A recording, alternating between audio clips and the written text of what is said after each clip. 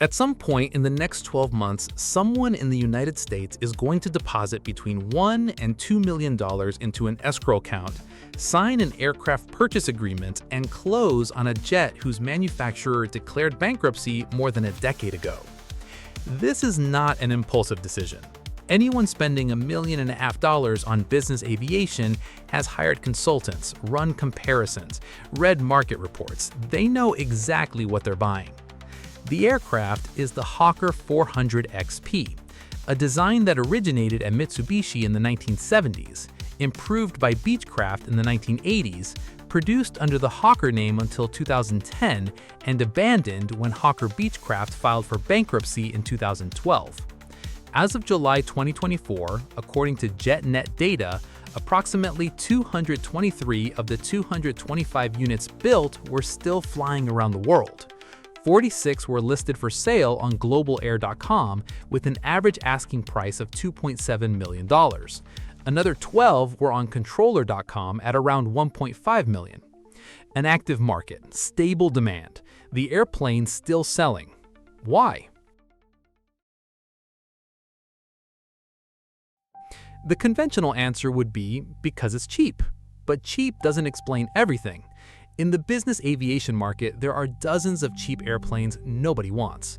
Light jets from the 1980s and 90s sitting in hangars, listed for years, prices dropping progressively with no buyer. Low price alone doesn't generate demand. It needs context. The Hawker's context begins with a number.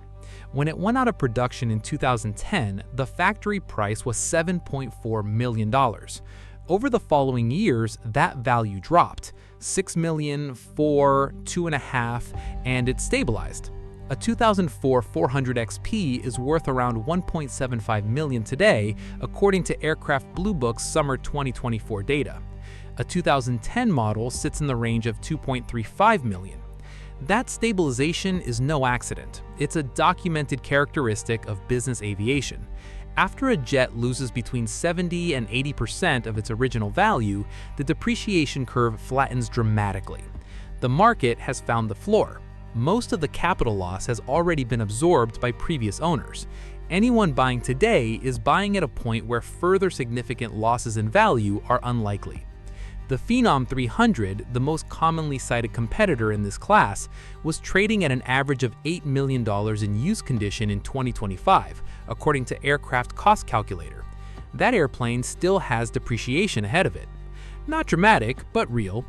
The buyer pays more and carries more future value risk. That asymmetry already starts to explain something. But price doesn't justify buying an airplane that can't fulfill the mission. And this is where the Hawker story gets interesting. The Hawker 400 XP cruises at 450 knots. The original Phenom 300, according to published specifications, cruises at 446 knots. The 300E, the current version, reaches 464 knots, but a used one costs an average of $11 million. In altitude, both reach 45,000 feet. There is no difference in this parameter.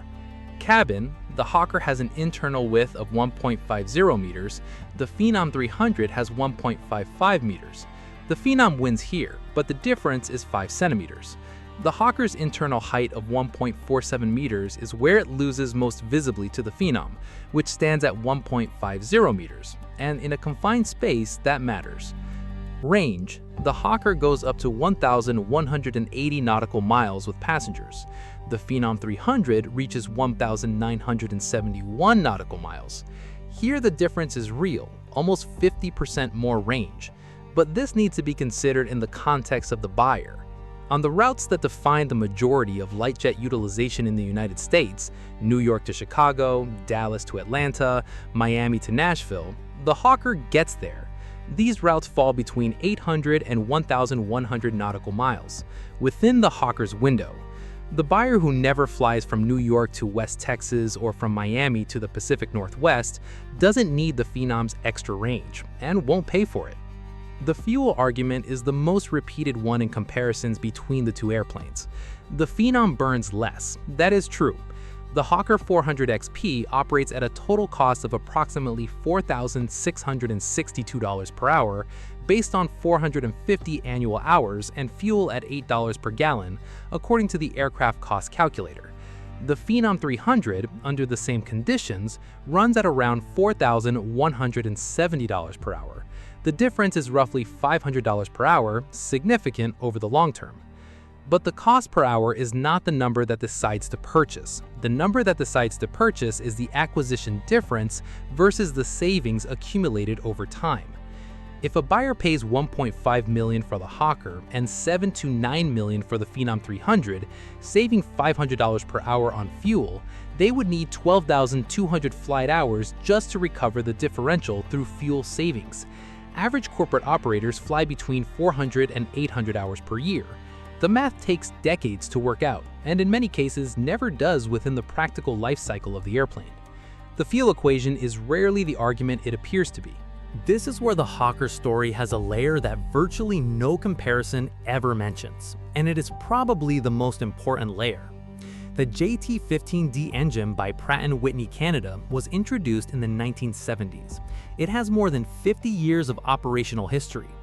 Over that time, it accumulated something that newer engines, by definition, do not have: a completely mature maintenance ecosystem. What does that mean in practice? The technician who is going to open these engines has already opened hundreds of them before. The MRO, Maintenance, Repair, and Overhaul shop, that will perform the inspection knows exactly what it will find before it starts. When a part needs to be replaced, there is a robust spare parts market, including certified serviceable used parts removed from decommissioned fleets. The 3,600-hour inspection interval is known, documented, and maximally predictable. Standard Aero operates as a designated overhaul facility authorized by Pratt & Whitney Canada for the JT-15D for more than 50 years. It even offers a program called VMAX, a pay-per-flight-hour plan that includes engine reserves specifically for operators of this engine. This is not end-of-life support. This is active infrastructure. Compare that with a newer engine. With each overhaul of a recent engine, there is some variation in what technicians find, in the procedures still being refined, in the parts that don't yet have an established secondary market. Support exists, but it doesn't have decades of accumulated repetition. In an engine that has flown in the exact configuration of the original Hawker 400 XP since the 1980s, the vast majority of failure modes are widely known. Every failure mode has been seen, cataloged, and has a procedure. Replacement parts come from multiple competing suppliers. This reduces the risk of AOG, aircraft on ground, the most expensive state that exists in aviation, in a way that doesn't appear in any cost per hour table. The airframe follows the same logic.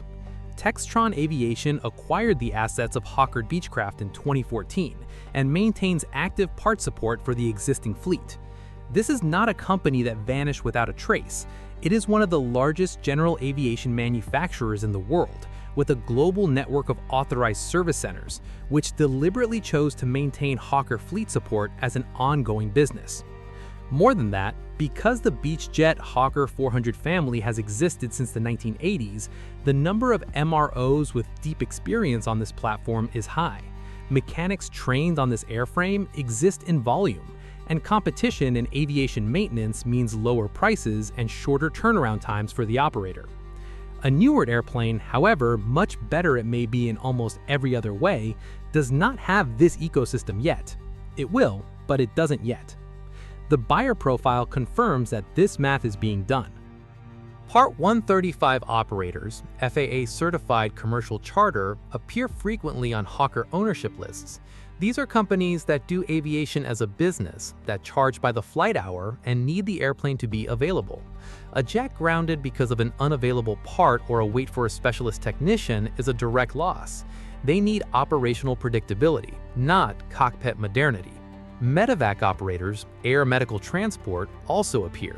The reason is clear. The mission demands immediate availability and reliability above every other consideration. An engine with 5 decades of operational history with support established in multiple countries meets this requirement better than any other. These buyers are not choosing the Hawker despite its flaws. They are choosing the Hawker in part because of them, because known flaws are manageable, and everything that is manageable has a predictable cost. There is one final layer that completes the picture. The Hawker 400 XP of 2026 is frequently not the same airplane that rolled off the line in 2010. The Rockwell Collins ProLine 21 avionics have been replaced with Garmin in many examples. Winglets have been added via STC, improving aerodynamic efficiency. Interiors have been refurbished. In-flight internet systems installed. Nexton Aerospace went so far as to offer a complete engine conversion, replacing the JT-15Ds with Williams FJ44-3 APs, along with new avionics and a modernized interior, and received FAA certification for the program in 2011. In 2016, Textron itself certified the Hawker 400 XPR, an official upgrade package with Garmin G5000 avionics and efficiency improvements. The chassis remains. What surrounds it has evolved. The Phenom 300 is a more modern, more efficient, simpler airplane to operate. That is not in question.